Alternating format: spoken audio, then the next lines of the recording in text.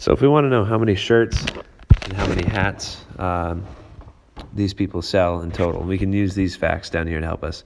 The total costs add up to be $2,100, and the total income is $2,772. So there's a couple of different ways you can do this, but one thing you can do is you can say that the number of shirts, is X, and you can say the number of hats is Y. So if you do 8X plus 5Y, that should equal their total cost of $2,100. And then you can do the same thing for the total income. They make $10 for each shirt and $7 for each hat. So 10 times the number of shirts plus 7 times the number of hats, that equals their total income of $2,772. And so you have two variables defined with two equations. This is a system of equations problem that we can now solve because we have the right number of equations to find out for these variables. So to solve this system, it's kind of set up for elimination because the x's and the y's are stacked on top of each other. So I'm going to multiply the top equation by 4, and the bottom equation, I want to multiply the top equation by 5. And the reason for that is because 8 times 5 makes 40. And I know that 4 times 10 will make 40.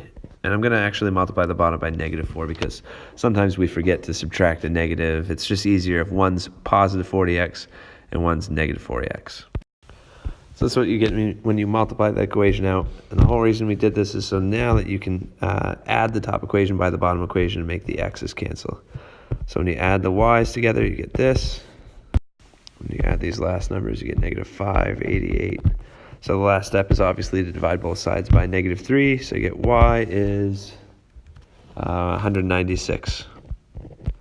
And so we've answered the question about the number of hats.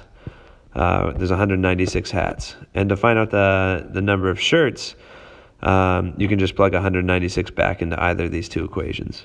So we found out the number of hats was 196. So instead of a y, now I get to replace it with the number 196. I'm going to put it in parentheses to remind myself we're multiplying. It's just a 1 there.